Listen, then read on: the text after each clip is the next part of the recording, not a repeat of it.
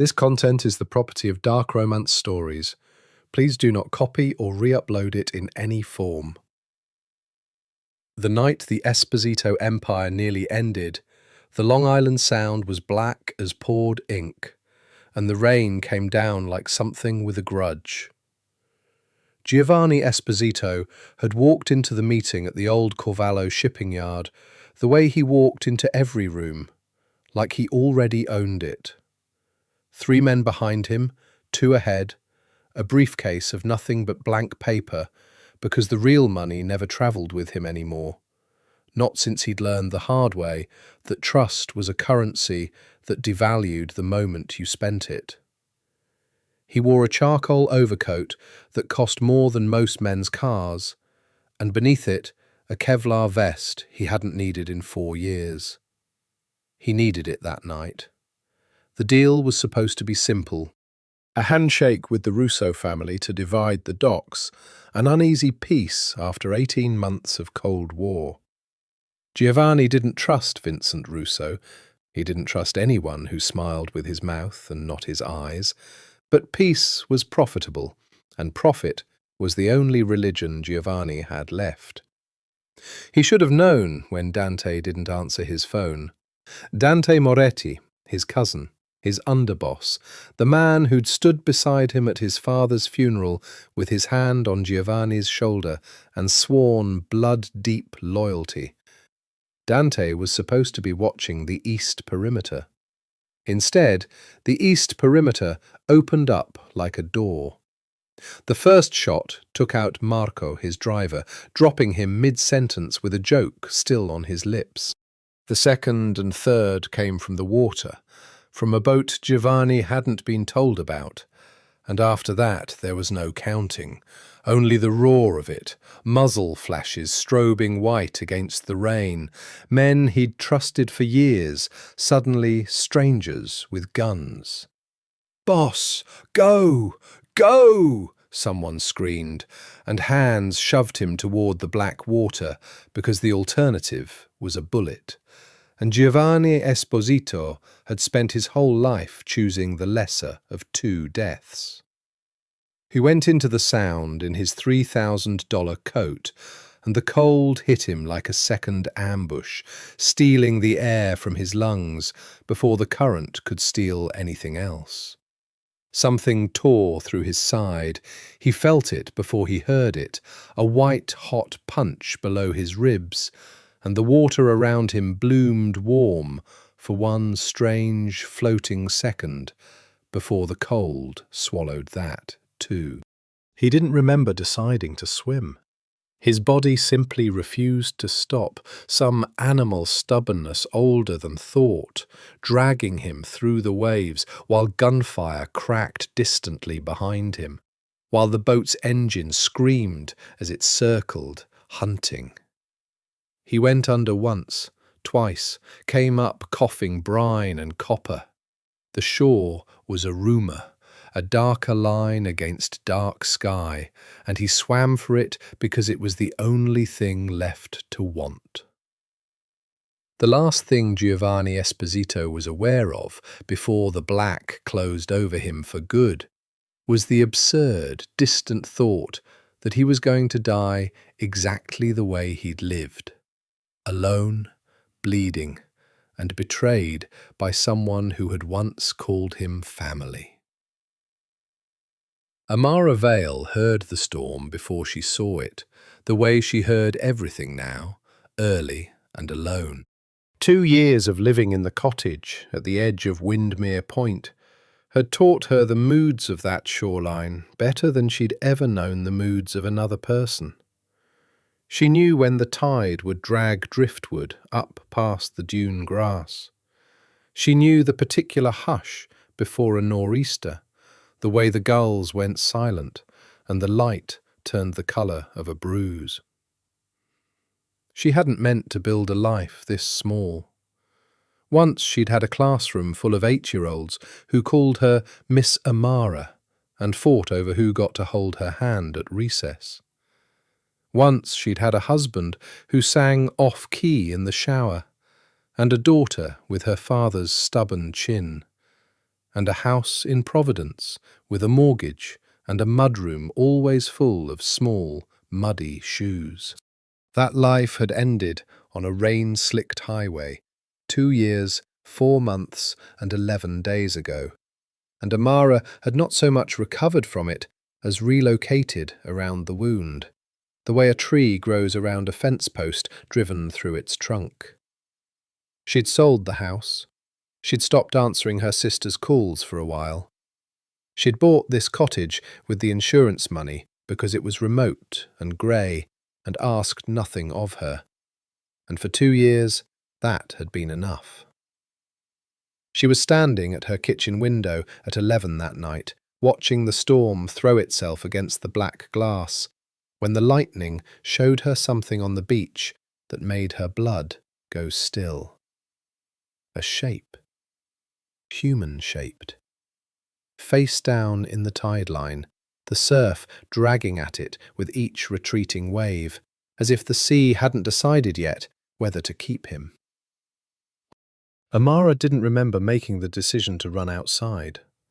She only remembered the rain hitting her like open hands, the sand sucking at her bare feet, and the terrible, familiar lurch of her heart when she reached him and rolled him over and saw the blood soaking black through his shirt and the grey, drowned pallor of his face, and, absurdly, even through the fear, how beautiful he was, even like this, even half dead. She pressed 2 fingers to his throat, a pulse, faint, furious, alive. "Don't you dare," she said to a stranger she had never met, her voice swallowed by the wind, her hands already moving to drag him higher up the sand, out of the water's reach. "Don't you dare die on me too." He was heavier than any man had a right to be, and Amara was not strong in any way that mattered for this. She was 31 years old, 5'5", and had not lifted anything heavier than a bag of mulch in over a year. But adrenaline made liars of muscles, and somehow she got him across the sand on an old wool blanket, hauling with both hands wrapped in the fabric, cursing and sobbing and praying in no particular order, until she reached the low dune and the porch steps, and finally, the kitchen floor. She should have called an ambulance. She knew that, some small, rational corner of her mind kept insisting on it, even as her hands worked. But Windmere Point was 40 minutes from the nearest hospital on a good night, and this was not a good night. Downed lines, flooded roads, the kind of storm that swallowed calls for help and spat back nothing. She tried anyway. 3 bars became 1, became none. The landline was dead, killed by a fallen branch somewhere down the county road, as it had been dead twice already that winter. It was just her and a dying stranger bleeding out on her kitchen tile. "Okay," she whispered, and something in her, something that had been asleep for 2 years, 4 months, and 11 days, woke up and took over. She had been a teacher, not a nurse, but grief had made her resourceful in strange ways. She'd spent a year of her life researching trauma care obsessively, in the desperate, useless hope that if she'd only known more, she could have saved the people she'd lost. That knowledge had sat in her like a stone. Tonight, it became a tool. She cut his shirt away with kitchen shears. The wound below his ribs was through and through, thank God, a bullet that had passed clean instead of lodging somewhere she couldn't reach. She knew that much at least, knew that an exit wound meant she wasn't going to be digging metal out of a man's body with a paring knife in her kitchen. But it was bleeding badly, and there was a second wound, shallower, along his shoulder, and bruising already darkening across half his ribs, like something had hit him besides bullets. "You're not allowed to die in my kitchen," she told him, packing gauze, real gauze, from the well-stocked first aid kit she kept for exactly the kind of isolation she'd chosen, against the wound and pressing down with both hands, her whole weight behind it. "Do you hear me? I didn't invite you." He didn't answer. Of course he didn't. But his chest rose, fell, rose again, ragged and shallow, and she counted each breath like a rosary. It took 40 minutes to get the bleeding to something like manageable, another 20 to get him out of his ruined, freezing clothes and into blankets on the floor because she could not lift him onto the bed. Another hour before his skin lost the terrible bluish cast and warmed under her hands to something like human temperature again. By 2 in the morning, she sat back on her heels, hands shaking, shirt soaked through with rain and blood, and looked, really looked, at the man she'd pulled out of the sea. He was, she thought, with a kind of dazed, exhausted clarity, absurdly handsome, even wrecked like this.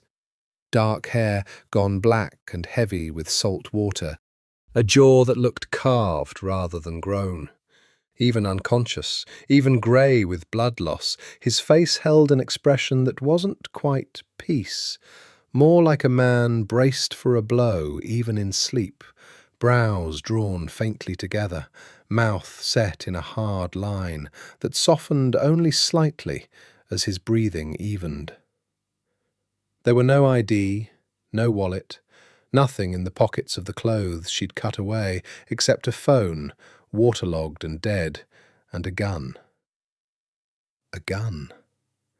She stared at it a long moment, sitting there on her kitchen table where she'd set it, black and heavy and utterly wrong, in a house that until 3 hours ago had contained nothing more dangerous than a paring knife and old grief. Amara Vale was not a stupid woman. She understood, distantly, that a man who washed ashore, shot and bleeding, carrying a firearm and no identification, was not a man who'd had a boating accident. Whatever he was, whatever he'd run from, it had wanted him dead badly enough to put 2 bullets in him and leave him in the sea. She should have been afraid. Some part of her was.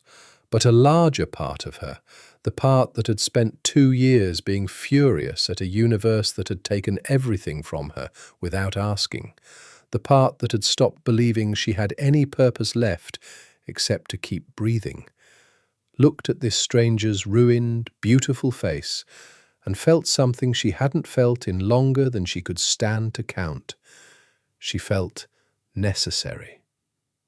"Fine," she said quietly, to the storm, to the dark, to whatever God had decided to test her tonight. "Fine. You want to die? You'll have to do it somewhere else. Not here.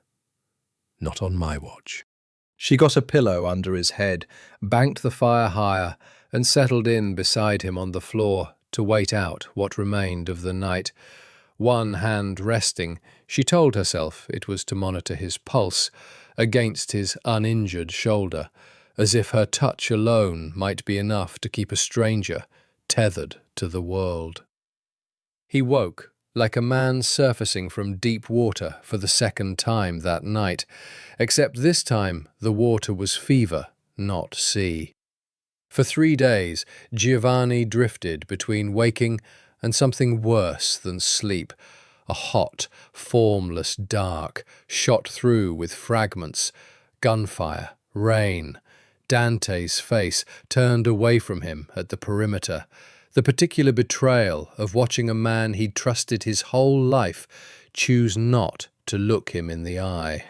He surfaced sometimes to cool hands on his forehead, a soft voice telling him to drink, broth on his tongue, and once, in the depths of the worst of the fever, A woman's face, close to his, dark-eyed and unfamiliar, saying his name, except it wasn't his name, because he hadn't given her one. On the fourth morning, he woke fully, and for the first time in longer than he could remember, Giovanni Esposito did not know where he was. The ceiling above him was wood, low, hand-hewn beams. A wood stove ticked and glowed somewhere to his left. He was in a bed, an actual bed, soft and smelling of clean cotton and faintly lavender. And someone had dressed his wounds with a competence that surprised him, gauze changed and taped with careful precision. He was shirtless, bandaged, alive against every reasonable expectation. And he was, notably, unarmed. His hand went instinctively to his hip, found nothing, and something in him went cold and sharp, despite the lingering fever weakness in his limbs. "It's on the table, if you're looking for it." He turned his head, too fast the room tilting, and found her in the doorway, a mug in each hand, watching him with an expression that was equal parts wary and unreadable. She was younger than he'd first thought, maybe 30, with dark hair pulled back messily, and the kind of face that would have been called plain by people who'd never really looked at it, except Giovanni looked, the way he looked at everything, cataloguing threat and opportunity in the same breath, and found instead something that derailed the calculation entirely. Tired eyes, a steadiness to her that had nothing to do with confidence and everything to do with having already survived the worst thing that could happen to her. "Where am I?" he said. It wasn't really a question. It came out flat, an assessment disguised as speech, the voice he used on men who owed him money. "Windermere Point." She set one mug on the nightstand, didn't come closer. "You washed up on my beach 4 nights ago, with 2 bullets in you and no ID. I'm the reason you're not dead. You're welcome, by the way." He absorbed that in silence, running through the possibilities, the way he'd run through every dangerous room he'd ever entered. No badge, no wire he could see, no second set of footsteps in the house. A woman living alone at the edge of nowhere, who had, for reasons he couldn't yet pass, chosen to save a stranger's life instead of calling the authorities, or, more sensibly, letting the tide take him back out. "What did you tell people?" he said. "Nothing. There's no one to tell. Phone lines have been down since the storm, and even when they're up, I don't exactly have anyone checking in." She said it without self-pity, a simple fact laid down like a card on the table. "I didn't call anyone about you, because by the time the roads cleared, you weren't dying anymore. And I figured a man who washes up shot and carrying a gun probably has reasons he doesn't want a hospital asking questions." Smart. Dangerously smart for a stranger. "You should have called someone anyway," he said. "Probably." She met his eyes, and there wasn't fear in hers, which unsettled him more than fear would have. "You want to tell me who's looking for you? Because someone will be. Men like you don't just fall off boats." Giovanni Esposito had built an empire on never giving anyone information they could use against him. It was instinct as much as strategy. Closed hand, closed mouth, closed door. But he was flat on his back in a stranger's bed, unarmed, half-healed, and entirely, unfamiliarly, at her mercy. And something about that fact made the old instinct feel suddenly, uselessly small. "John," he said. "My name's John." It wasn't even a good lie. He watched her clock that, watched the faint, knowing tilt of her mouth that told him she didn't believe it for a second, and yet she only nodded and held out the second mug. "Well, John, drink this before it goes cold. You've got a fever that won't quit and a hole in your side, and I'd rather you not die of stubbornness after I worked this hard to keep you breathing." He took the mug. Their fingers brushed, brief, accidental, and something in his chest, some organ he'd thought had gone permanently to scar tissue years ago, gave one hard, unfamiliar knock. "Thank you," he said, and meant it more than he'd meant almost anything in a decade. "Don't thank me yet." She turned for the door, pausing at the threshold to look back at him, dark eyes assessing in a way that felt uncomfortably close to seeing straight through his lie. "You're not out of the woods. And John, whatever you did to earn those bullets, I don't want to know. I've got enough ghosts of my own."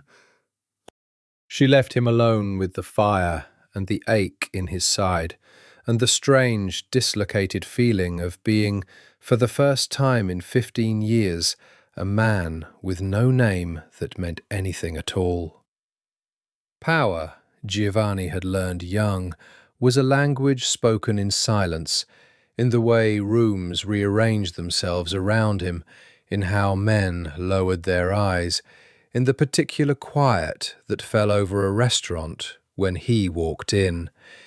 He had not been an ordinary man since he was 19 years old, and his father had put a gun in his hand and told him love was a luxury for people who didn't have empires to protect. He had forgotten what it felt like to be simply looked at. Amara looked at him, not through him, not around the shape of his reputation, not with the careful deference of men calculating how his mood might affect their next month's earnings. She looked at him the way she might look at any wounded, difficult creature that had washed up needing help, with a kind of clear-eyed, unimpressed patience that he found against every instinct he owned, unbearably disarming. "You're a terrible patient," she told him on the 6th day, when he'd tried to stand on his own and nearly put his face through the wood stove for the trouble, catching himself on the mantel with a hissed curse in Italian that he hadn't meant to let slip. She'd been across the room in 3 steps, one arm braced under his good shoulder before he could wave her off, steadying him with a strength that surprised him every time, given how slight she was. "I've had worse," he said, teeth gritted. "I believe you. That's not the point. The point is you're going to tear your stitches being stubborn, and then I'm going to have to redo them, and I only have so much thread." She got him back into the chair by the fire with brisk efficiency, no fuss, no fear. And Giovanni found himself watching her the way he might watch an opponent across a negotiating table, except there was nothing to negotiate here, nothing she wanted from him, and that fact alone made her the most confusing person he'd encountered in years. He learned the shape of his days at Windmere Point the way he'd once learned the shape of empires, by observation, by patience, by cataloguing every small detail until the pattern revealed itself. Amara woke before dawn, made coffee too strong for most people's taste, and drank it standing at the kitchen window, watching the light change over the water. She kept the house scrupulously ordered, in a way that felt less like tidiness and more like control. Like a woman who had learned that when everything else in her life had spun apart, the least she could do was keep her dishes stacked and her floors swept. She didn't own a television. She had shelves of books that looked read rather than displayed, spines cracked, pages softened with handling. She talked to her garden, which was dead this time of year, in a low, unself-conscious murmur he pretended not to notice. And she never, not once in 6 days, asked him a single question he didn't want to answer. That, more than anything, unravelled something in him. "You don't want to know who's hunting me," he said one evening, the fire between them, rain ticking soft against the windows, an ordinary storm this time, nothing like the one that had nearly killed him. Most people would want to know. Most people are curious about danger because they think it can't reach them. Amara didn't look up from the sock she was darning. An old habit, she'd told him earlier, one her grandmother had taught her. One of the small, useless, comforting rituals she'd kept from a life she rarely spoke of. "I know better. Danger doesn't care whether you're curious about it or not. Knowing your secrets wouldn't make me safer. It'd just make me part of them." "You already are part of them," he said quietly. "The moment you pulled me out of that water." Her hands stilled on the sock. For a moment, something moved behind her eyes. Not fear, exactly, but a kind of weary acknowledgement, as if she'd already made peace with a risk most people would have run from. "Maybe. But I've survived worse than a stranger's trouble, John. I think I can survive this, too." He wanted, badly, and for the first time in years, to tell her the truth. Not because honesty had ever served him. In his world, the truth was a weapon you kept sheathed until it could do maximum damage, but because something about lying to this particular woman in this particular firelit room felt like a betrayal of the only genuine kindness anyone had shown him without expecting something in return. He didn't tell her. Not yet. He told himself it was to protect her, that the less she knew, the safer she'd be when the men hunting him inevitably found his trail. He told himself the lie was a mercy. He didn't examine, not yet, the other, quieter reason. That he was afraid if she knew who he really was, she would stop looking at him the way she was looking at him now. Like a man, not a monster, not an empire, just a man, broken and healing, worth the trouble of saving. For 6 days, Giovanni Esposito had been nobody, and it was, unbearably, the first time in his adult life he had felt anything close to peace. She told him about Daniel and Lily on the 9th night, and she never quite understood, afterward, why she chose that particular hour to open the door she'd kept locked for 2 years. Maybe it was the brandy, 1 glass, medicinal, prescribed by her own stubborn insistence that he needed something for the pain, now that the fever had broken and the wound was closing clean. Maybe it was the way he'd asked, not with the prying curiosity most people used, poking at grief like it was a wound they wanted to see the size of, but with a quiet, steady attention that made silence feel like an option rather than an obligation. "You wear a wedding ring," he'd said, nodding at the thin gold band she still wore on her right hand, having long ago moved it from the left. "But you live alone." She could have deflected. She'd gotten good at deflecting. In 2 years, a whole practiced repertoire of "I don't really talk about that," and "long story," and "the flat," closing look that told people to stop asking. Instead, for reasons she didn't examine too closely, she found herself saying, "His name was Daniel. We were married for 6 years." Giovanni didn't say anything. He just watched her, dark eyes steady in the firelight, and something about the quality of his silence, unhurried, unafraid of what she might say next, loosened something in her chest that had been clenched tight for so long she'd forgotten it could open. "We had a daughter, Lily. She was 4. Amara turned the ring on her finger. An old habit, worn smooth by 2 years of the same nervous motion. There was a drunk driver on I-95 3 years ago this April. Crossed the median doing 80. Daniel was driving. Lily was in her car seat in the back, singing along to the radio. She used to sing along to everything, even songs she didn't know the words to. She'd just make up her own. Her voice didn't break. She trained it not to, the way you train a muscle. I was supposed to be in the car. I had a meeting run late at school. If I'd left on time, I would have been in the passenger seat and maybe— "Don't," Giovanni said, low. "Don't what?" "Don't finish that sentence.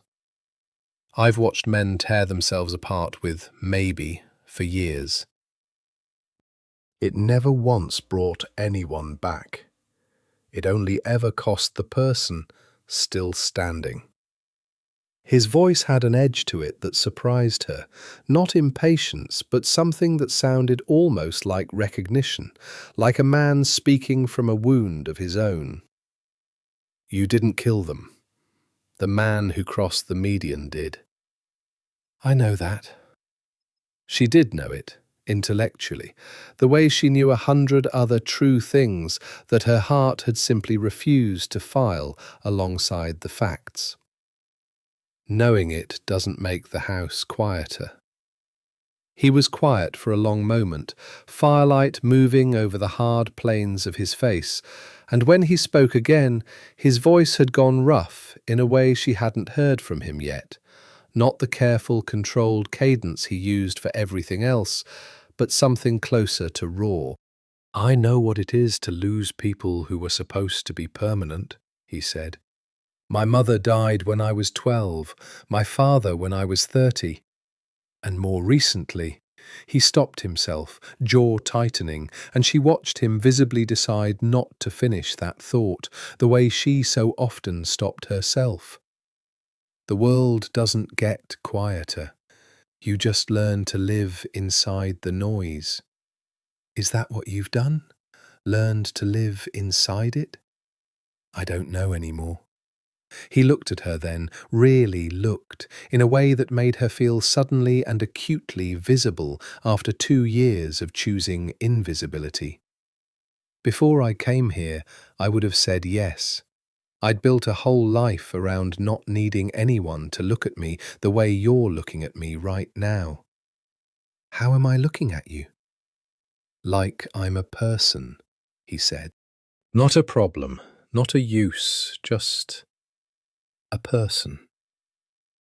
Amara didn't have an answer for that, not one she trusted herself to say out loud, so instead she reached over and refilled his glass and let the fire fill the silence between them, and told herself the sudden warmth low in her chest was only the brandy, only the late hour, only 2 lonely people trading grief like currency because they had nothing else worth spending. She almost believed it. Almost. In New York, the Esposito family was quietly, viciously coming apart. Salvatore Bianchi had not slept in 4 days. He'd been Giovanni's driver's cousin once, decades ago, before he'd earned his way up through the ranks by being the one man in the organization who never lied, never skimmed, and never once flinched when a job needed doing. Now he was the closest thing Giovanni had to a second-in-command who wasn't also the man Sal privately suspected of orchestrating the ambush that had taken his boss. "There's no body," Sal said, for the 5th time that week, to the assembled captains in the war room of the Esposito compound in Oyster Bay, a room with bulletproof windows and a view of the water that had once seemed like an amenity and now felt like a taunt. "No body means he's not confirmed dead. Until I see a body, I run this family like Giovanni's walking back through that door tomorrow." Dante Moretti sat at the head of the table, Giovanni's chair, though no one had said so out loud yet, though everyone in the room had noticed exactly whose seat he'd taken, and steepled his fingers with the patient, sorrowful expression of a man performing grief for an audience. "Sal, it's been 10 days. The Coast Guard called off the search a week ago. Men don't survive 2 gunshot wounds and the Long Island Sound in November. Dante's voice was gentle, reasonable, the voice of a man who had spent 38 years perfecting the art of sounding like the only sane person in the room. I loved my cousin. God knows I did. But someone has to hold this family together while we grieve, and I don't see anyone else stepping up. Convenient, Sal said, that you're so ready to step up. The room went very still. Dante's smile didn't move, but something behind his eyes did. A flicker, quick and cold, gone before anyone but Sal could have caught it. Careful, Salvatore. Grief makes men say things they regret. I'm not grieving, Sal said. I'm counting. 3 men dead that night besides Giovanni. 2 of them were on your East Perimeter detail. You want to tell this table again how the Russo boat got past a perimeter you were personally responsible for staffing? I want to tell this table, Dante said, standing now, his voice climbing just enough to carry the weight of command, that we buried 3 good men. We lost our boss, and instead of uniting to find out who did this and make them pay, Salvatore Bianchi wants to turn his grief into an accusation against family. That's not loyalty, Sal. That's paranoia. It was a good performance. Sal had to give him that. Dante had always been better at rooms than Giovanni, better at reading which way a crowd wanted to lean, and leaning with it a half-second before anyone noticed he'd moved. But Sal had known Giovanni since they were boys running numbers on Mulberry Street, had watched him build an empire out of ruthlessness and precision, and Sal knew, with the bone-deep certainty of 30 years' loyalty, that Giovanni Esposito did not die easily, and did not die without leaving evidence of exactly who'd tried to kill him. I'm not accusing anyone, Sal said, sitting back, letting his voice go flat and unreadable, the mask he'd worn through 100 negotiations. I'm saying we don't declare a king dead until we've got a body. Until then, this family stays exactly as it is. No transitions, no new arrangements with Russo, no changes to territory. We wait. Dante's jaw tightened, just barely. And if he doesn't turn up? Then we'll bury him properly, and this conversation can happen again. Until then, Sal stood, buttoning his jacket, meeting Dante's eyes across the long table with a look that promised he would be watching every move Dante made from this moment forward. Until then, his chair stays empty. He left the meeting with 3 of his most trusted men and a decision already made. He was going to find out what really happened at Corvallo shipyard, starting with the boat that had come from nowhere, the boat no one on the Esposito side had ordered, the boat that meant someone inside the family had opened a door for the Russos to walk through. And 200 miles north, along a grey, wind-scoured stretch of Maine coastline that no map would have connected to a shipyard ambush in Long Island, Giovanni Esposito sat by a stranger's fire, healing under a false name, entirely unaware that the empire he'd built was already beginning to bend beneath the traitor's hand, and entirely unaware that the man hunting hardest to bring him home was also, without meaning to, drawing a line straight toward the one place Giovanni most wanted to keep hidden. By the 3rd week, Giovanni could walk the length of the beach without his side pulling, though he still favoured it, still moved with the careful economy of a man who'd learned, the hard way, exactly where his body's limits were now drawn. He'd started helping around the cottage, small things at first, chopping kindling one-handed until Amara caught him and threatened to hide the axe. Then, once she'd relented, actual useful labour. Fixing the hinge on the shed door that had been sticking since before she'd bought the place, patching a leak in the porch roof with a competence that surprised her. "Where'd a man like you learn to fix a roof?" she asked one afternoon, watching him from the yard as he balanced on a ladder with more grace than a man 3 weeks out from 2 gunshot wounds had any right to possess. "I wasn't born with money," he said, which was true. In the specific and careful way, he'd learned to tell truths that revealed nothing. "My father built things before he built anything else. I learned to use my hands before I learned to use anything more complicated." It wasn't a lie. It also wasn't the whole truth. His father had built an empire out of the docks and the unions and a willingness to do violence that had made the Esposito name feared from the Bronx to Bay Ridge, and the things Giovanni had learned to build with his hands in later years had rarely been roofs. But watching Amara's face soften at the answer, watching her decide to believe the smaller, kinder version of him he'd offered her, Giovanni felt something twist in his chest that he recognized, with mounting unease, as guilt. He was not a man who felt guilt easily.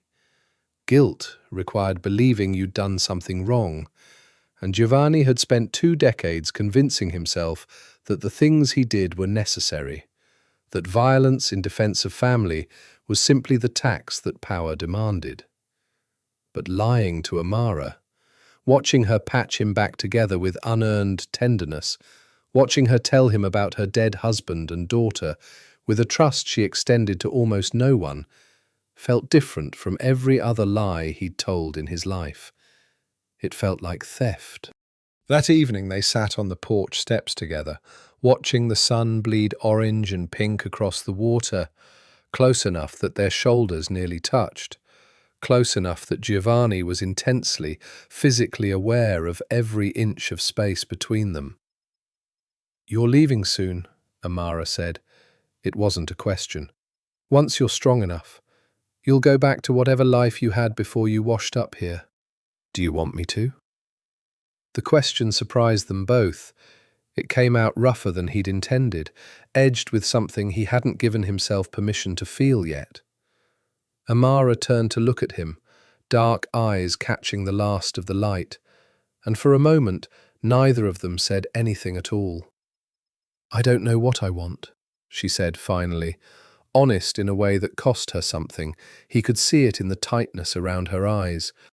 "I built this whole life around not wanting anything. Not wanting people, not wanting connection, because wanting things means you can lose them. And I already know exactly how much that costs." She looked away, back toward the water. "And then you washed up on my beach, and for 3 weeks I've had a reason to make 2 cups of coffee in the morning instead of 1. And I don't know what to do with how much that terrifies me." Giovanni reached over, slowly, giving her every chance to pull away, and covered her hand with his. Her skin was cold from the evening air. His was rougher than it had once been, healing scars where healthy flesh had been. "I terrify myself too," he admitted, and it was, he realized with a kind of vertigo, the truest thing he'd said to anyone in 15 years. "I've spent my whole life making sure nothing could reach me, making sure I never needed anyone enough, that losing them could break me. And you—" He stopped, throat tight, unused to this particular kind of exposure. "You've undone that in 3 weeks without even trying."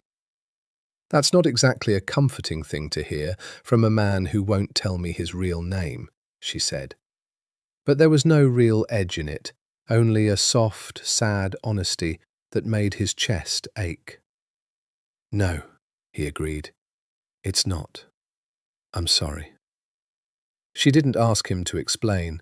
She only turned her hand beneath his, lacing their fingers together, and they sat like that as the light failed. Two people who had each spent years building walls, specifically designed to keep the world out.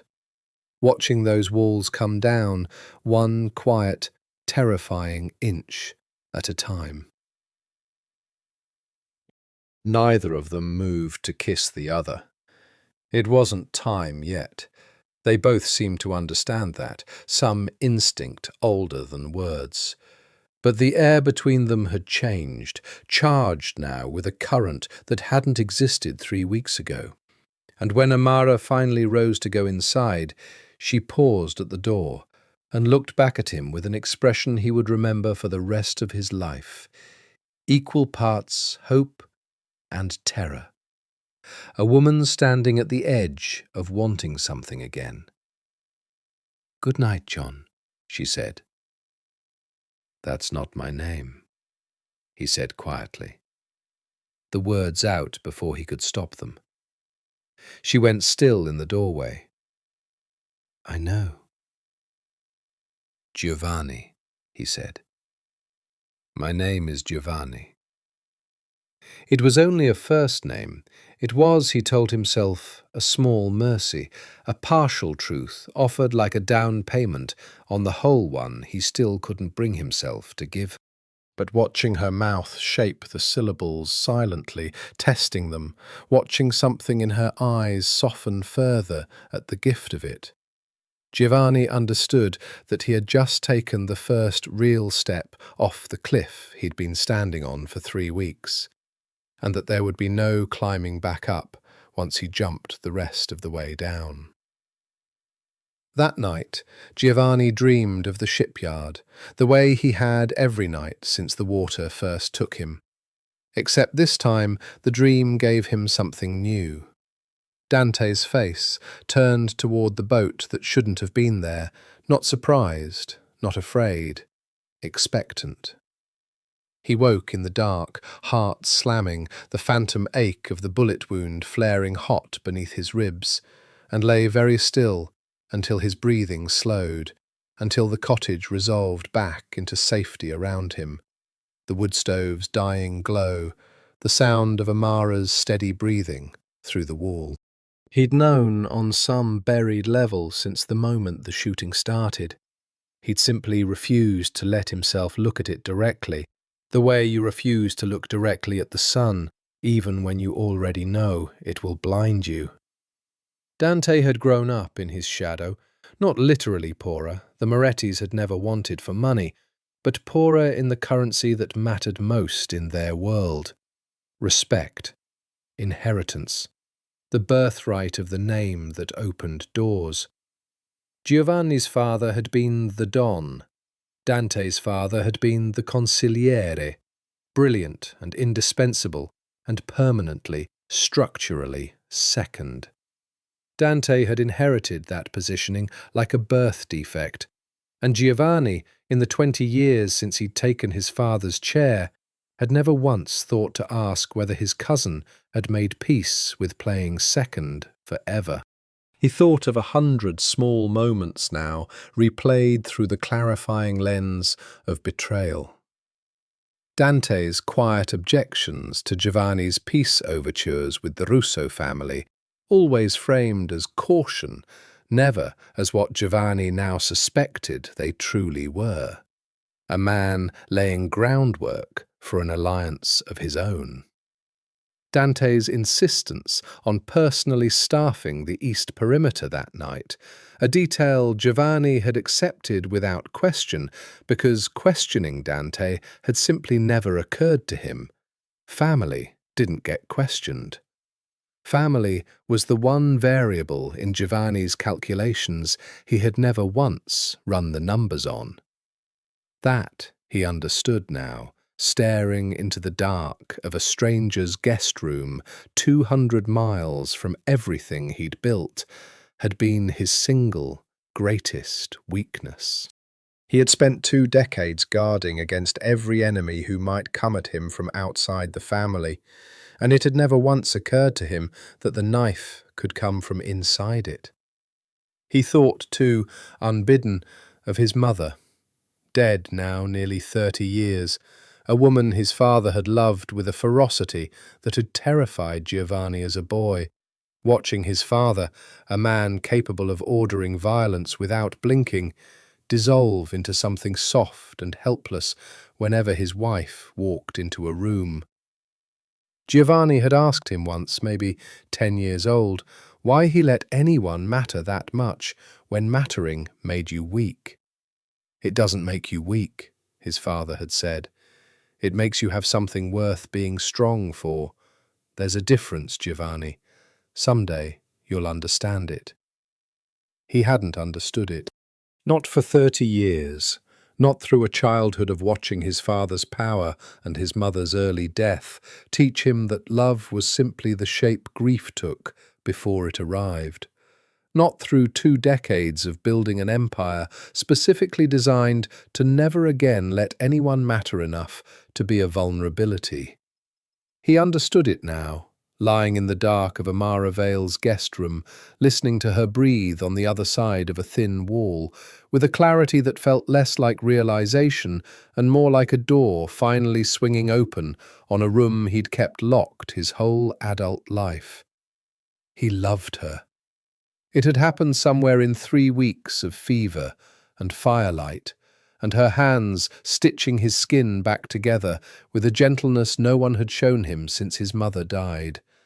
And he had not seen it coming, had not built any defense against it at all, because he had never once imagined he would need one against a woman who lived alone at the edge of the world and asked for nothing in return for saving his life.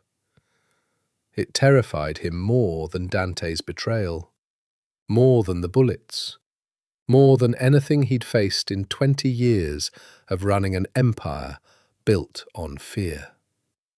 Because now, for the first time since he was 12 years old and watched his mother's coffin lowered into frozen ground, Giovanni Esposito had something to lose that mattered more than power, more than pride, more than his own life. And somewhere in New York, a traitor who had already tried to kill him once was sitting in his chair, consolidating power, and would not hesitate, Giovanni knew with total certainty, to use anything and anyone he loved as leverage the moment he discovered it existed. He had to leave. He had to leave before Dante found out Amara existed at all. The thought of it, of walking away from the only peace he'd known in 15 years, of leaving her exactly the way the world had already left her once, alone, at the edge of a life she'd built out of the wreckage of loss, was, Giovanni realized with a kind of bitter, helpless clarity, the first decision in his adult life he did not know if he had the strength to make. Sal Bianchi found the boat 11 days into his investigation, rotting in a private slip registered to a shell company that traced back, through 4 layers of paperwork designed to prevent exactly this kind of tracing, to a man who did occasional favours for the Russo family. It wasn't proof. Not the kind that would hold up in the kind of court that mattered in their world, where verdicts were delivered by men with guns rather than juries. But it was enough for Sal, who had not survived 30 years in the Esposito organization by needing courtroom-grade proof for anything. He sat with the information for 2 days before he acted on it, turning it over the way Giovanni had taught him to turn over any piece of intelligence before moving, looking not just at what it proved, but at who benefited from him believing it. If the boat belonged to a Russo cutout, that meant one of 2 things. Either Vincent Russo had ordered the hit himself, betraying a peace deal he'd shaken hands on days earlier, or someone had used the Russo connection to make an inside job look like an outside one. Sal had spent his whole career distrusting the second, more elegant kind of lie, because the men who told it were always smarter than the men who told the first kind. He made a call he should have made 2 weeks earlier, to a contact in the Coast Guard's regional office, an old debt from a favour Giovanni had done years back, quietly cashed in now for information rather than money. The search for Giovanni Esposito had been called off after 6 days, officially. Unofficially, a fishing charter captain out of a small harbour 200 miles north had reported in passing to a Coast Guard buddy 3 weeks back a strange thing.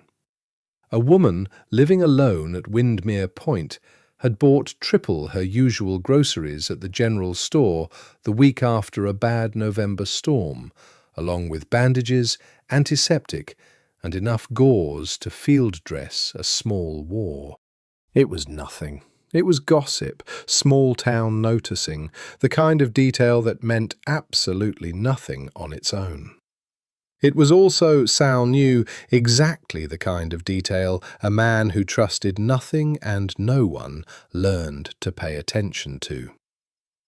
He drove north himself rather than sending someone, because after 11 days of watching Dante consolidate power inside the organization with the smooth, patient efficiency of a man who had been planning this for years, Sal did not trust a single other person in the Esposito family with the possibility that Giovanni might be alive.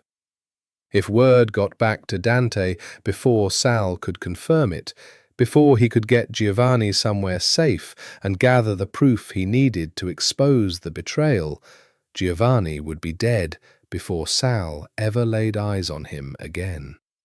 And this time, there would be no ambiguous boat wreckage left behind to investigate. Just a body, disposed of properly, and a new Don sitting comfortably in a chair that had never truly belonged to him.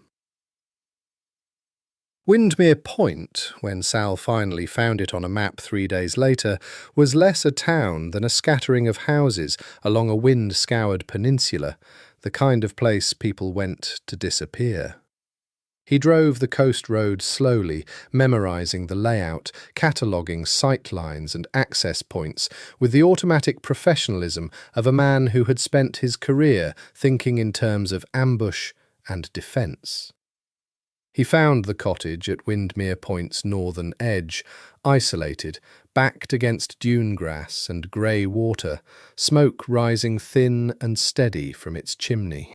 And through the kitchen window, in the fading afternoon light, Sal Bianchi saw a sight that stopped his breath in his chest. Giovanni Esposito, alive, thinner than he'd been, moving with the careful stiffness of a healing wound, standing at a stove beside a dark-haired woman, laughing, actually laughing, an unguarded sound Sal hadn't heard from his boss in over a decade, at something she'd said. Sal sat in his car at the end of the gravel drive for a long time before he worked up the nerve to knock, torn between relief so total it nearly undid him, and a colder, more practical dread.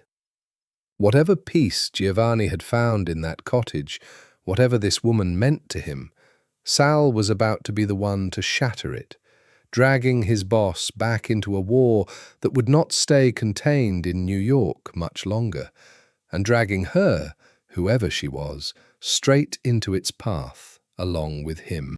The knock at the door came just as the light was failing.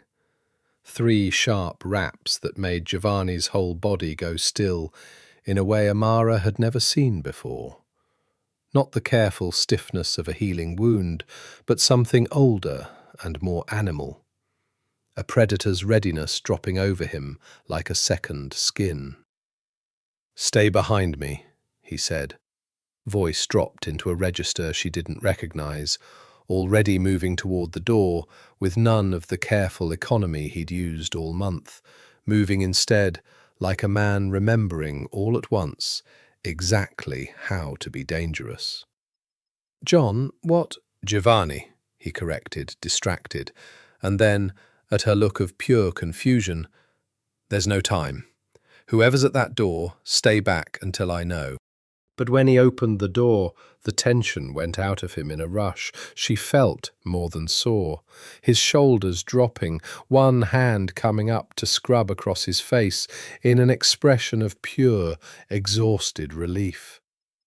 The man on the porch was broad-shouldered, grey at the temples, dressed like he'd driven a long way without stopping, and the two men looked at each other for a long moment before the stranger pulled Giovanni into a rough, fierce embrace that spoke of years neither of them needed to explain in words. "You're alive," the man said, voice cracking. "Christ, Gio, we thought... Everyone thinks you're dead. I've spent 3 weeks holding that family together with nothing but stubbornness, and I need you to come home before Dante finishes stealing it out from under both of us." Gio. Dante. Amara stood frozen in her own kitchen, watching two strangers speak in the shorthand of a shared history that had nothing to do with the small, quiet life she and this man, Giovanni, she made herself think, the name he'd finally given her only nights ago, had built together in these 3 weeks. Watching the stranger's eyes flick to her, assessing, cataloguing her presence with the same automatic wariness she'd have expected from a man used to reading rooms for threats. "Who's this?" the man said, not unkindly, but with an edge of caution that made her feel suddenly uncomfortably exposed. "This is Amara," Giovanni said. "She's the reason I'm alive, Sal. She pulled me out of the water and put me back together with her own hands, and she asked me for nothing in return, not even my real name, until 3 nights ago." He turned to look at her then, and something in his face, guilt, she realized, cold recognition sliding through her chest, told her, before either man said another word, that the life she'd nursed back to health at her kitchen table was about to reveal itself as something far larger and far more dangerous than she'd let herself imagine. "Amara," Giovanni said, and his voice had gone careful now, the voice of a man choosing each word like it might detonate.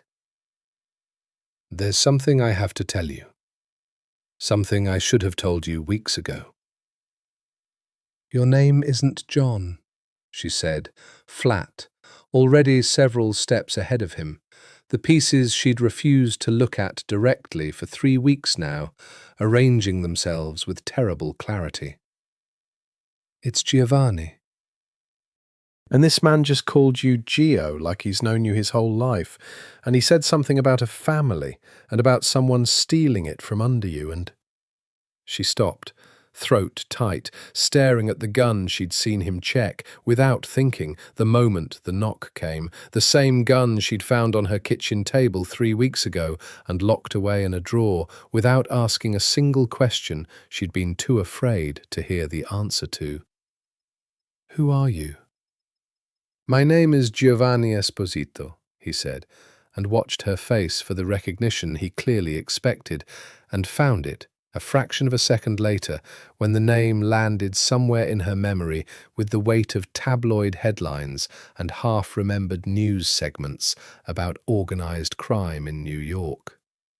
I ran, before 3 weeks ago, one of the largest crime families on the East Coast.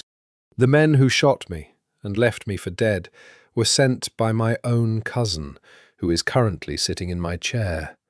And Sal drove 200 miles to tell me my empire is being stolen out from under me, while I've been here, learning what it feels like to be an ordinary man for the first time in my adult life. The kitchen was very quiet. Outside, the wind moved through the June grass with a sound like held breath. "You're a mafia boss," Amara said, very carefully, as though testing whether the words would hold weight if she said them slowly enough. Yes. You lied to me for 3 weeks. Yes, he said again, and this time his voice cracked slightly, the first crack she'd heard in it since the night she'd found him bleeding in the surf. I lied because I was afraid that if you knew, you'd look at me the way everyone else does, like a threat, like an opportunity, like a man to be managed instead of a man to be cared for. You're the only person who's looked at me like I was simply human in 15 years, Amara. And I was selfish enough to want to keep that for a little longer before the truth ruined it. She stood very still, hands braced against the counter behind her, feeling the floor of her carefully rebuilt life tilt beneath her feet, and did not know, in that first raw moment, whether what she felt was betrayal or fear or something far more dangerous. The terrible, undeniable fact that even now, even with the truth laid bare between them like a wound, she still did not want him to leave. Sal had the tact to excuse himself to the porch, muttering something about checking the perimeter that both of them understood to be a kindness, leaving Giovanni and Amara alone in the kitchen with the wreckage of a truth neither of them had been ready for. Say something, Giovanni said, when the silence had stretched past what he could bear. What do you want me to say? Amara's voice was low, controlled in a way that frightened him more than shouting would have. That it's fine? That I understand why a man let me fall in love with a lie for 3 weeks because the truth was inconvenient? She caught herself on the word love. He saw it happen, saw her flinch at her own honesty, and something in his chest tightened painfully at the admission she clearly hadn't meant to make. I never lied about who I was with you, he said. Not really.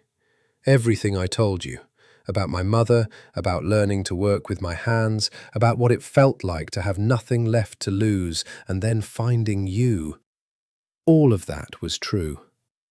The only lie was my name, and even that I gave you 3 days before Sal walked through that door.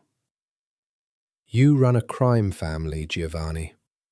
She said the name like a verdict. People die because of decisions you make. That's not a small omission. That's not a white lie about your job title. No, he agreed. It's not. And I won't insult you by pretending it is, or by pretending I'm a good man wearing a bad man's title.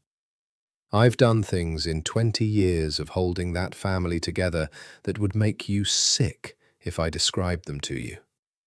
I've ordered violence. I've built an empire on fear, because fear was the only currency that kept my people alive in a world that wanted us dead. He crossed the kitchen slowly, giving her every chance to step back, to tell him to stop. And when she didn't, he stopped an arm's length away, close enough to see her pulse jumping at her throat. But I have never, not once in 20 years, lied to protect myself at someone else's expense the way I lied to you. I lied because for 3 weeks I got to be a man instead of a title, and I was too much of a coward to risk losing that by telling you the truth. That's not a defense. It's not meant to be. It's an apology, badly delivered by a man who's never had much practice at apologizing for anything. He reached up, slowly, and tucked a strand of dark hair behind her ear, and felt her breath catch, even as her eyes stayed hard, unyielding. I'm not asking you to forgive the lie tonight. I'm asking you to believe that everything else was real. that the man who sat by your fire and listened to you talk about Daniel and Lily, who fixed your porch roof and learned the sound of your voice well enough to know when you're tired before you say a word, that man is real, Amara. He's the only version of myself I've liked in 15 years. She was crying now, silently, the tears tracking down her face with a stubborn, furious quality that told him she hated herself for them. "I promised myself I wouldn't do this again," she said. "I promised myself, after Daniel and Lily, that I wouldn't let anyone matter enough to destroy me a second time if I lost them. And you," her voice broke, "you're not just a man who might leave, Giovanni. You're a man other people are actively trying to kill. Someone already shot you twice and left you in the ocean.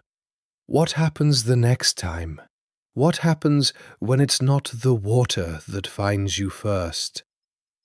"I don't know," he admitted, and it cost him something to say it, a man who'd spent his whole life projecting certainty even when he had none. "I don't have an answer that makes this safe, because it isn't safe. Loving me was never going to be safe, Amara, and I won't lie to you about that the way I lied about my name." "So what do you want from me?" "Nothing," he said. "That's the truth. I don't want anything from you. I've spent 20 years surrounded by people who want something: loyalty, protection, a piece of the territory, a favor cashed in at the right moment. You're the first person in my adult life who's ever given me something and asked for nothing back. I'm not here to ask you for anything now either." He stepped back, putting distance between them that clearly cost him, jaw tight with the effort of it. "I have to go back. Tonight, tomorrow, as soon as I'm strong enough to travel. There's a man sitting in my chair who tried to kill me once, and will try again the moment he learns I'm alive. And I won't bring that danger into this house a second longer than I have to. That's not me choosing my empire over you. That's me trying, for once in my life, to protect something instead of just taking it." Amara wiped her face with the back of her hand, her gesture so raw and unguarded it undid something in his chest. "And if I asked you to stay?" "Then I'd have to tell you no," he said quietly, "and it would be the hardest thing I've ever done, harder than anything I did the night I nearly died. Because staying means Dante wins, and everyone who's loyal to me pays the price for my cowardice. But leaving without knowing whether there's anything here worth coming back to," he shook his head, "that might be harder still." He left 3 days later, once Sal had confirmed the roads, and Giovanni's strength had returned enough that Sal stopped looking at him like he might collapse walking to the car. Those 3 days passed in a strange, suspended quiet, neither of them quite able to return to the easy warmth of the weeks before, neither of them willing to let the anger of that first night calcify into something permanent. Amara found herself watching him with a new, aching awareness, not just of the man she'd nursed back to health, but of everything that man was walking back toward. Violence, danger, a war she could not follow him into, even if some reckless, terrified part of her wanted to. Sal kept a careful, respectful distance, sleeping in his car the first night, before Amara, exasperated, insisted he take the guest room, muttering something about not wanting a grown man's stiff neck on her conscience, along with everything else.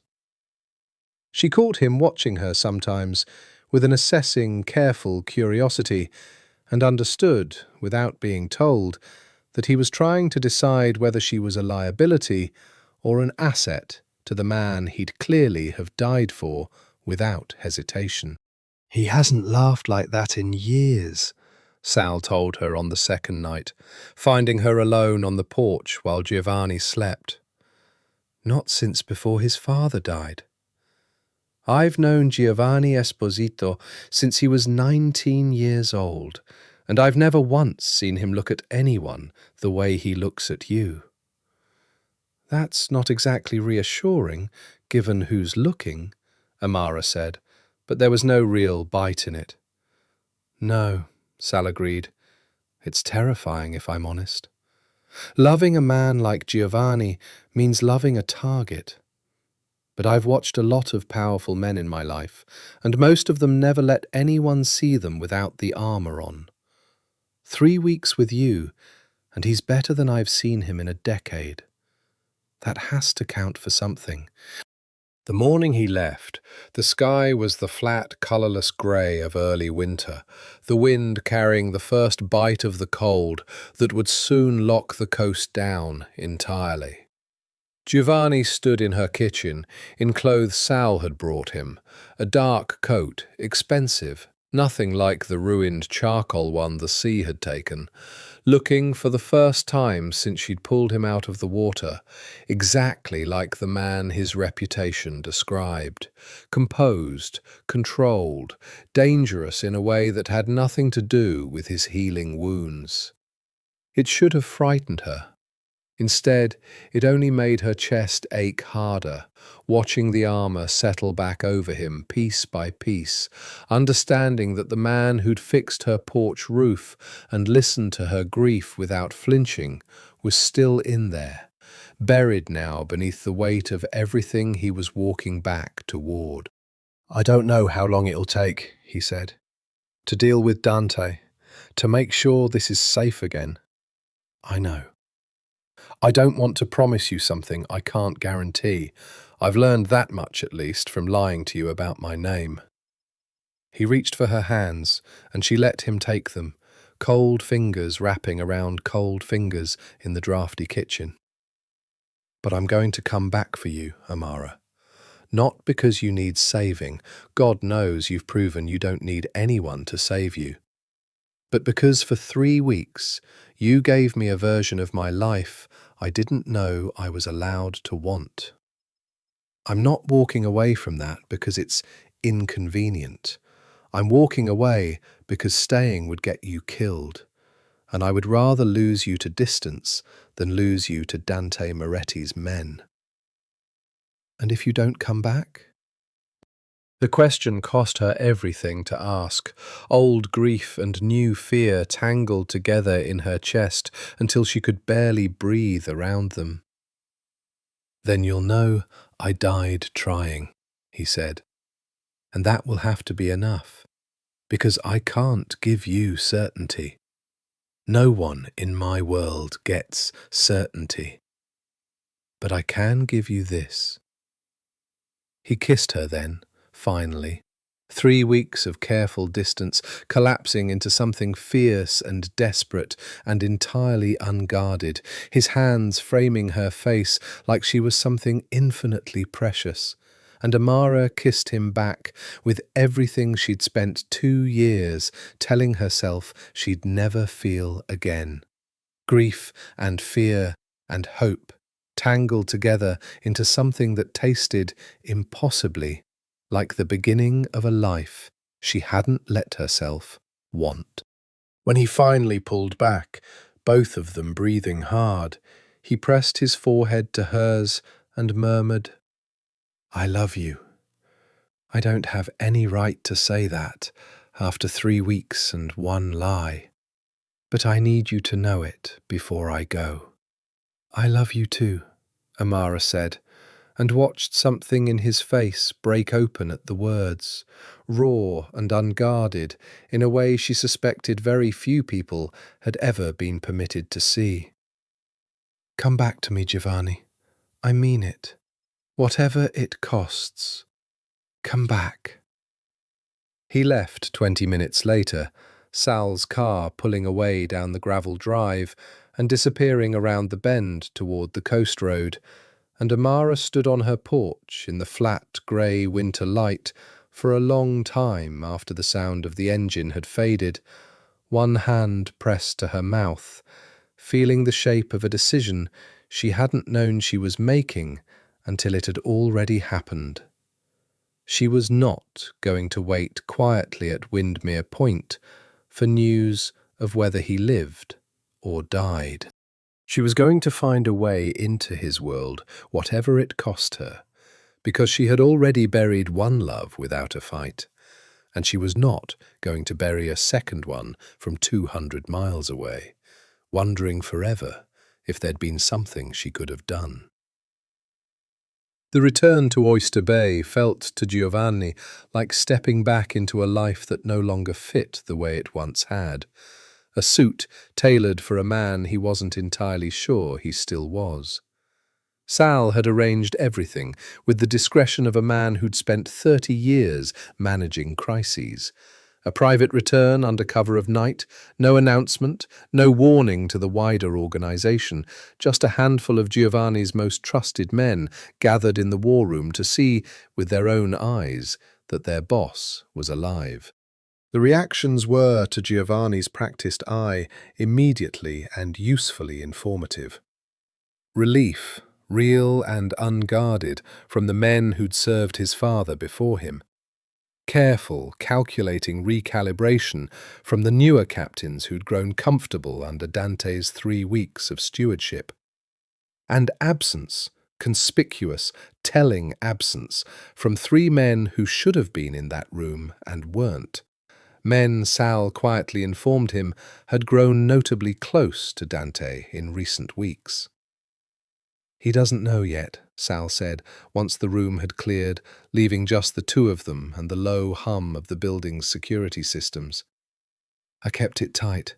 Only the men in that room know you're alive, and I trust every one of them with my own life." "Good." Giovanni stood at the window, looking out over the dark water, thinking of a different coastline 200 miles north, a different kind of quiet than the dangerous, watchful silence of this room. "I want to know everything Dante's done in 3 weeks, every meeting, every deal, every man he's moved into position. I want to understand exactly how far this goes before I decide how to end it." It went further than he'd expected. Over the following days, working through Sal's careful intelligence with the cold, methodical focus he'd once brought to every problem in his life, Giovanni watched the shape of his cousin's betrayal reveal itself in full. A quiet alliance with Vincent Russo, forged months before the ambush, promises of shared territory in exchange for help removing Giovanni from the board entirely. A plan not merely to seize power, but to reshape the entire balance of the East Coast underworld, with Dante and Russo splitting what had once been Esposito territory between them.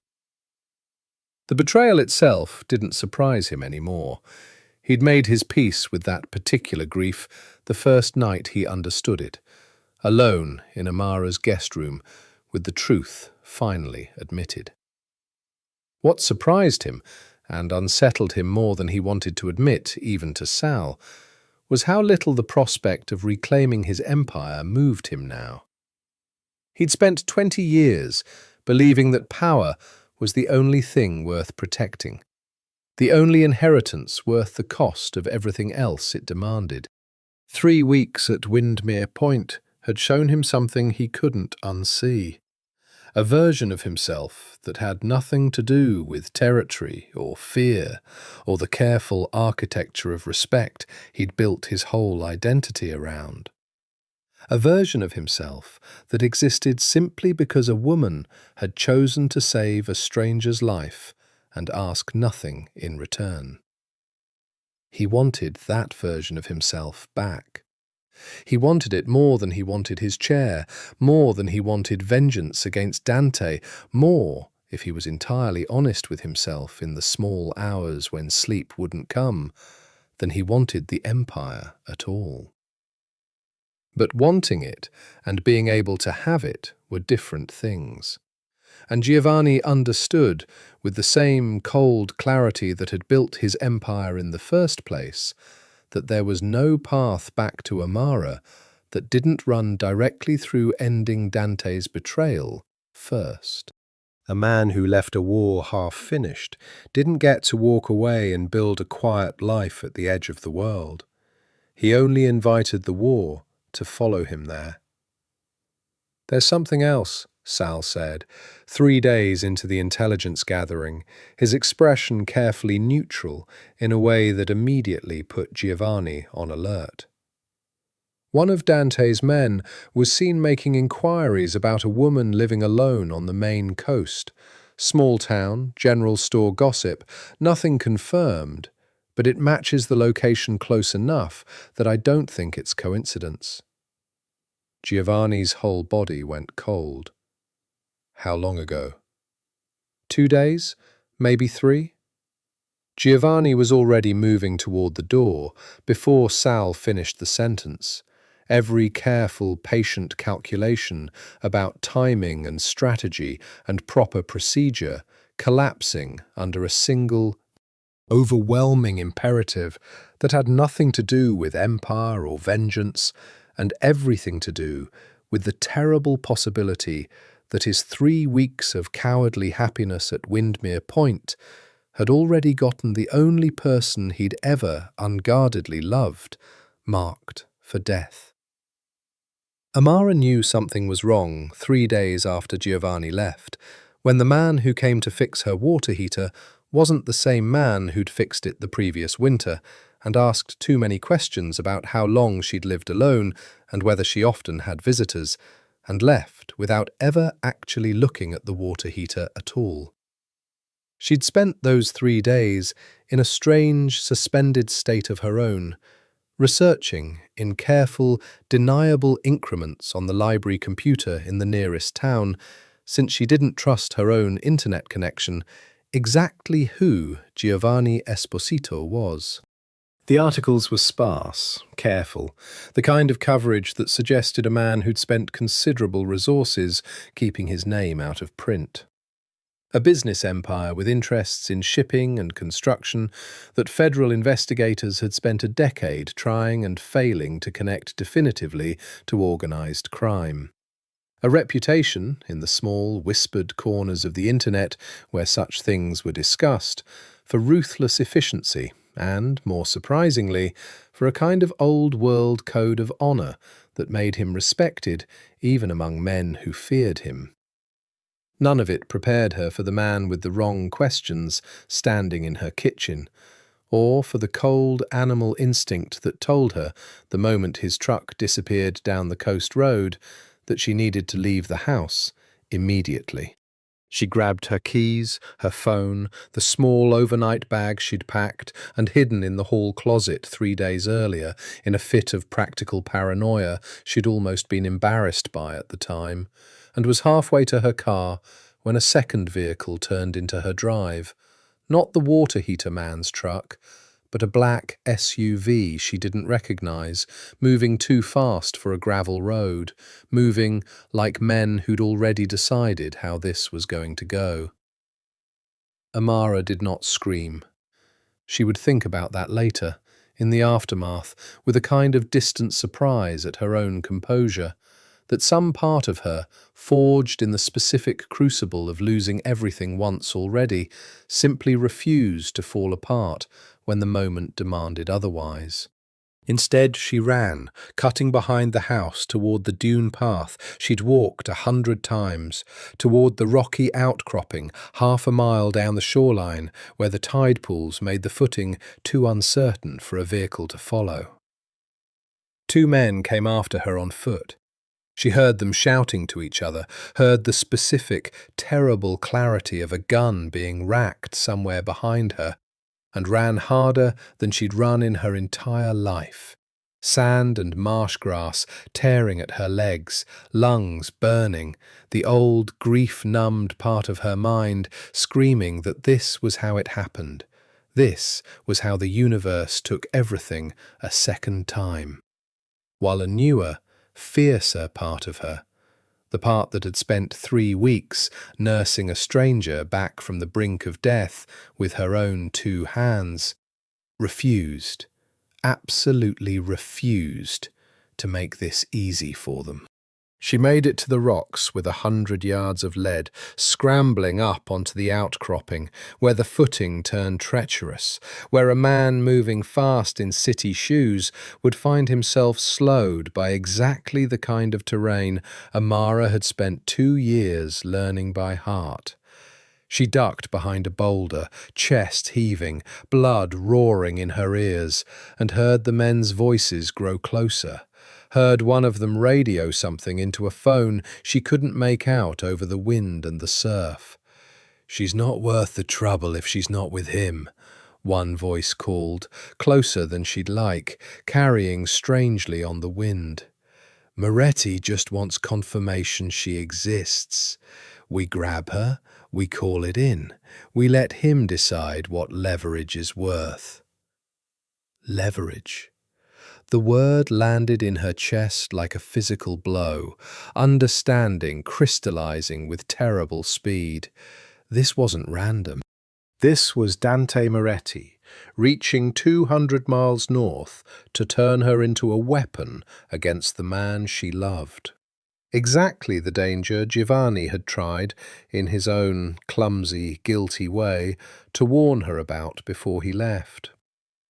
She was still processing that thought, still calculating whether she could make it further down the rocks before they found her hiding place, when a third vehicle came screaming down the coast road behind them, and this time, when Amara risked a glance over the boulder, what she saw made her breath catch in her throat with a hope so sharp it was almost pain. Giovanni Esposito was out of the car before it had fully stopped, moving across her yard with a controlled, murderous speed that had nothing left in it of the careful, healing man who'd fixed her porch roof 3 weeks earlier, and everything in it of exactly the man his reputation had always promised he could be. Giovanni had not slept in the 2 days it took him to confirm the threat and organize the drive north, running on adrenaline and a cold, focused fury he hadn't felt since the night of the ambush itself. He'd left 3 of his most trusted men to hold the compound and secure Sal's continued investigation into Dante's remaining allies, and had driven north himself rather than send anyone else, because some decisions, Giovanni had learned in 3 weeks at Windmere Point, could not be delegated. Not when the stakes were a woman who had asked him for nothing and given him everything. The 2 men Dante had sent were competent, but they were city men, comfortable with concrete and enclosed spaces, and Giovanni had grown up spending summers on his family's boat off Montauk, had learned tidal terrain and rocky shoreline the way he'd later learned boardrooms and back alleys. He came around the outcropping from the waterside, moving low and fast across ground he'd only walked once, but had memorized with the same obsessive attention he brought to everything that mattered, and had the advantage of surprise fully in hand by the time the first man turned to face him. The confrontation that followed was brief, brutal, and entirely without the theatrical drama such moments were often given in the stories men like him inspired. Giovanni disarmed the first man before he'd fully registered the danger, a controlled, economical violence born of muscle memory rather than rage, and had his gun trained on the second before the man could finish raising his own. "Tell Dante," Giovanni said, voice low and utterly without mercy, "that I'm alive. I know exactly what he did, and if he sends one more man within 100 miles of this woman, I will personally make sure he understands the difference between the man he tried to kill and the man he's about to face." The men fled, scrambling back toward their SUV with the particular speed of professionals who understood, suddenly and completely, that they'd badly misjudged the situation. Giovanni let them go. Killing them here, on Amara's beach, in view of her home, was not a mercy he was willing to extend to himself, whatever satisfaction it might have offered, and turned instead toward the outcropping, where he'd glimpsed a flash of movement behind the rocks. Amara. She emerged slowly, still catching her breath, sand and salt spray in her hair, eyes wide with an adrenaline shock that hadn't yet fully processed into safety, and Giovanni closed the distance between them in 3 long strides and pulled her into his arms with a desperation that had nothing left in it of careful restraint. "I'm sorry," he said into her hair, holding her so tightly he could feel her heart hammering against his own chest. "I am so sorry. I should never have left you exposed. I should have brought you with me. I should have—" "You came," she said, muffled against his shoulder, her hands fisted in his coat like she was afraid he might disappear if she let go. "You actually came." "I will always come," he said, pulling back just enough to look at her face, cupping her jaw in both hands. "Do you understand that now? Whatever this costs, whatever it means for the rest of my life, I am never letting you face something like this alone again." "They said Dante wanted confirmation I exist," Amara said, the shock beginning to give way to something colder, more furious. "That he wanted to use me as leverage." "I know." Giovanni's jaw tightened, the murderous focus from moments earlier returning to his eyes. "And that means he's desperate, Amara. A man secure in his power doesn't reach 200 miles to grab civilians as leverage. He's losing ground inside the organization, and he knows it. And he's willing to do something this reckless because he's out of better options." He took her hand, already moving them both toward the house, toward safety and the practical business of what came next. "But it also means I can't leave you here anymore. Not at Windmere Point, not anywhere he could reach again. This has to end, and it has to end soon, and I need you somewhere I can actually protect you while it does." "So what happens now?" Giovanni was quiet for a moment, looking back at the tide line where the SUV's tracks still marked the sand, at the ocean that had once nearly killed him and had instead, impossibly, delivered him into the one life he hadn't known he wanted. "Now," he said, "I go back to New York, and I finish what my cousin started. And you're coming with me, if you'll have me. Not as a hostage to my world, not as leverage for anyone to use against me, but because I am done pretending I can keep you safe by keeping you separate from who I really am." That was always a lie I was telling myself, not you. Amara looked at him for a long moment, the wind off the water pulling at her hair, and then, with a steadiness that took his breath away, she nodded. "Then let's go finish it," she said. "Together this time. No more lies, no more separate. I already lost one family to a world I couldn't control, Giovanni. I'm not going to lose you to one I could have stood beside you in." The Esposito penthouse occupied the top 3 floors of a building overlooking Central Park, all glass and dark marble, and the kind of understated luxury that announced power precisely by refusing to shout about it. And Amara felt, the moment she stepped off the private elevator, entirely and irrevocably out of her depth. "You don't have to pretend this feels normal," Giovanni said, watching her take in the space, The wall of windows, the original artwork she suspected cost more than her cottage, the quiet, watchful presence of two guards positioned at the elevator with the particular stillness of men trained to be furniture until the moment they weren't. It doesn't feel normal to me either, most days. I just stopped noticing a long time ago. I noticed everything at Windermere Point too, she said. The difference is, I chose the smallness.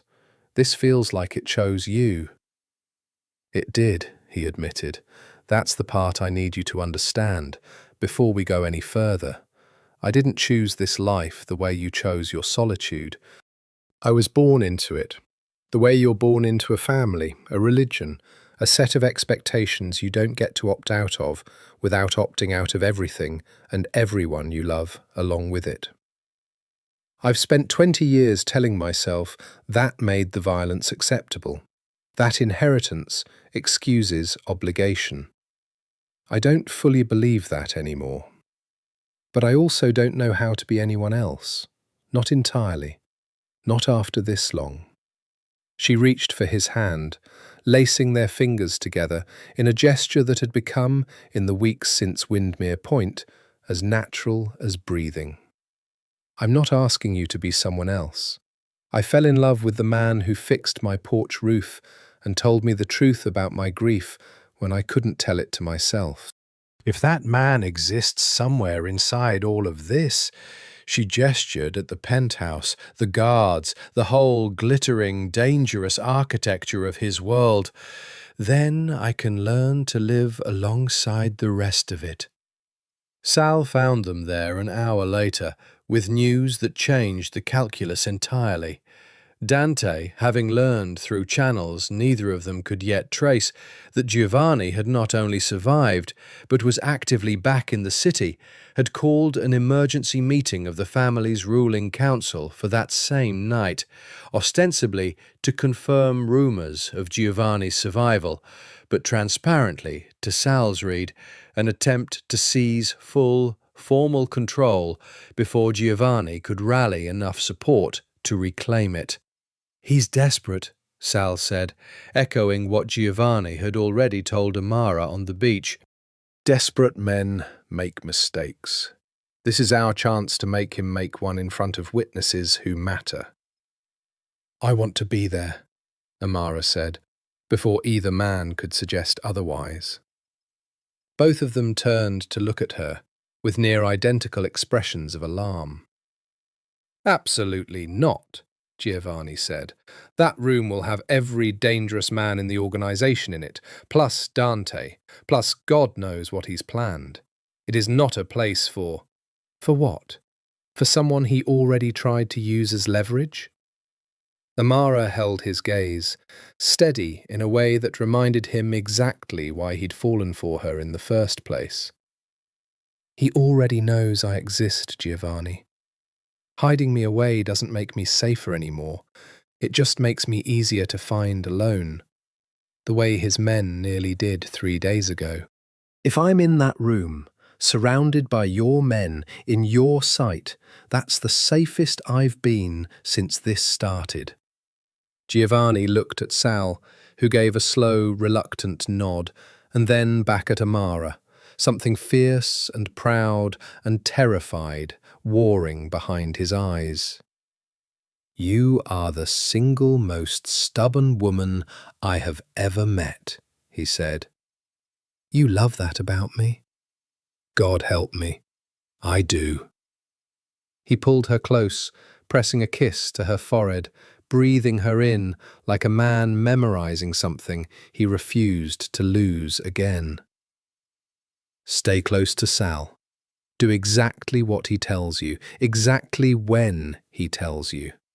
Tonight, we end this, one way or another.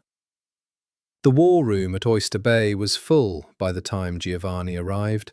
Every captain and made man of consequence gathered around the long table beneath the bulletproof windows.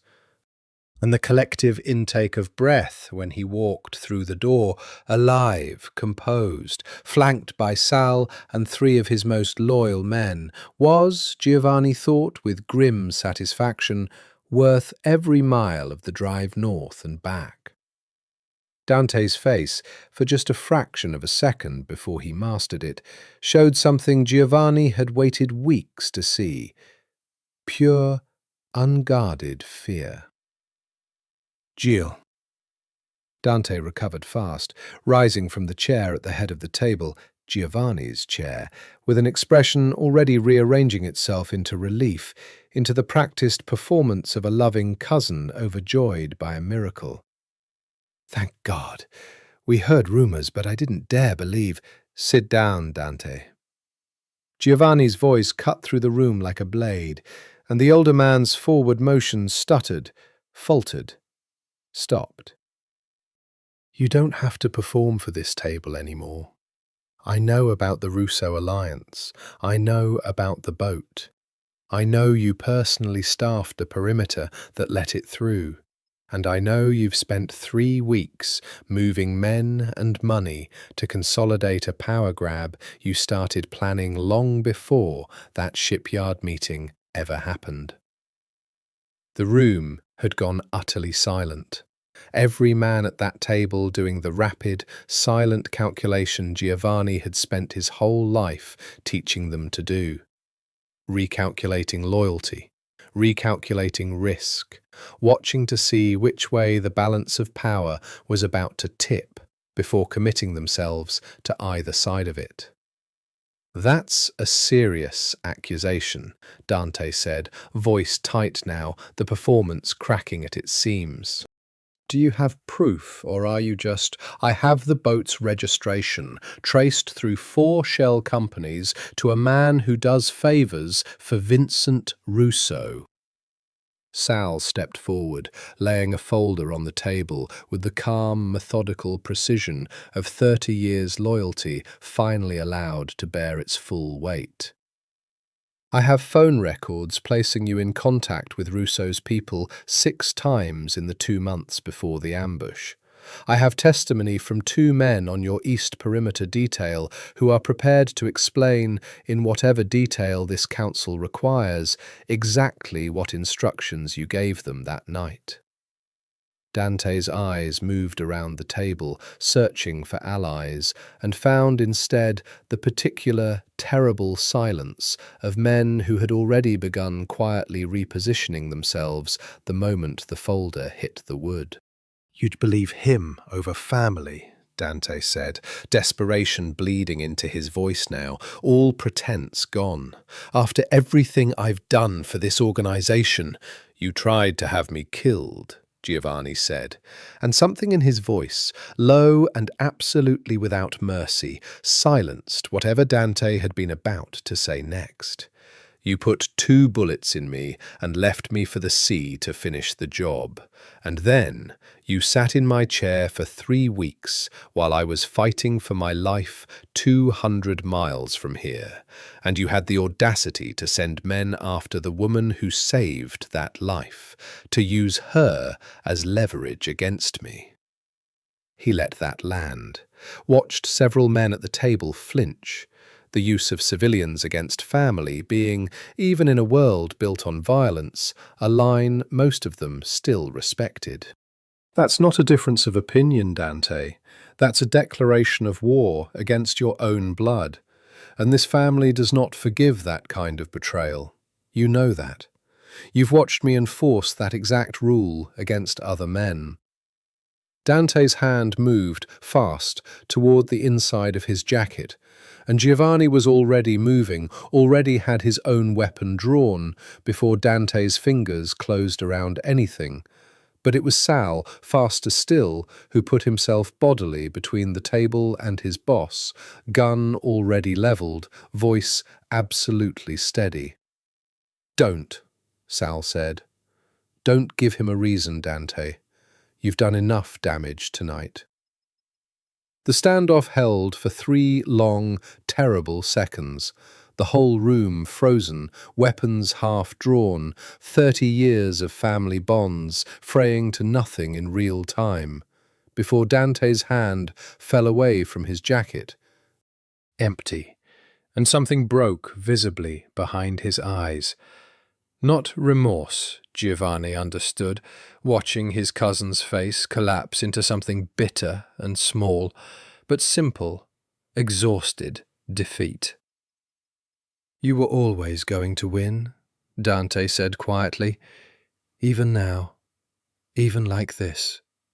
"No," Giovanni said. "I was always going to survive. Winning would have meant you never tried this at all." He gave the order without hesitation, without the guilt he might once have expected to feel, watching Sal's men move in to secure his cousin. Not for execution, not tonight, not in this room, but for the long, careful reckoning that family betrayal demanded, a fate Giovanni suspected, watching the fight go finally and completely out of Dante's shoulders, might prove far worse than a quick death would have been. Across the room, Amara stood beside two of Giovanni's most trusted guards, watching the man she loved end a war with the same cold precision he'd once used to describe fixing a roof, and understood, with a clarity that settled something deep and unshakable in her chest, that she had not fallen in love with a monster wearing a good man's face. She had fallen in love with a man capable of being both, and had chosen, with open eyes, to stand beside all of him. The weeks that followed unfolded with the strange, disorienting quiet that always follows violence, paperwork instead of gunfire, quiet consolidations of loyalty instead of open war, the slow, careful work of rebuilding trust in an organization that had watched its own blood turn traitor. Giovanni changed things, in ways both large and small, that surprised the men who'd served his father before him. He brought in independent oversight on his territory's legitimate businesses, quietly began shifting resources toward the construction and shipping interests that had always been the family's public face, and, more surprisingly still, spent less time at the Oyster Bay compound and more time in a smaller, quieter apartment he'd bought without telling anyone. One with a view of open water, because he found, in the months after Windmere Point, that he could no longer sleep in rooms that didn't face the sea. "You're different," Sal told him one evening, watching Giovanni move through the paperwork of the Rousseau negotiations, a fragile, carefully worded piece, brokered this time with Amara's steady presence in the next room rather than despite it, with none of the cold, isolated intensity that had once defined every decision he made. "Not soft, don't mistake me, just different. Like a man who finally has a reason to come home at the end of the day, instead of just a place to sleep." "I do," Giovanni said, and did not elaborate, because some things he'd learned were worth keeping quiet and simply true rather than explained. Amara, for her part, found her own strange, careful footing in the world she'd chosen to step into. She did not become someone else to fit it. She kept her books, her early mornings, her habit of talking to gardens that hadn't yet learned to grow in New York soil. But she learned, slowly, the particular language of Giovanni's world, which silences meant danger and which meant simple exhaustion, which men in his orbit could be trusted, and which required the same careful, unblinking wariness she'd have shown a stranger washed up bleeding on her beach. She grieved, too, in the quiet moments no one saw, grieved the solitude she'd built so carefully at Windmere Point, grieved the particular safety of a life that asked nothing of her and therefore could take nothing away. But grief, she was learning, for the second time in her life, did not have to mean the absence of everything else. It could sit alongside love, alongside purpose, alongside the strange, terrifying gift of choosing to matter to someone again. "Do you regret it?" Giovanni asked her one night, months into their new life together, watching her from across the small kitchen of the water-facing apartment while she cooked, badly by her own admission, though he'd never once complained. "Choosing this, choosing me." Amara considered the question with the same careful honesty she brought to everything. "I regret that it cost people something," she said.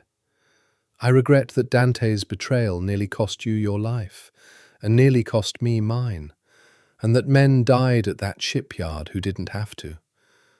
I don't regret choosing you."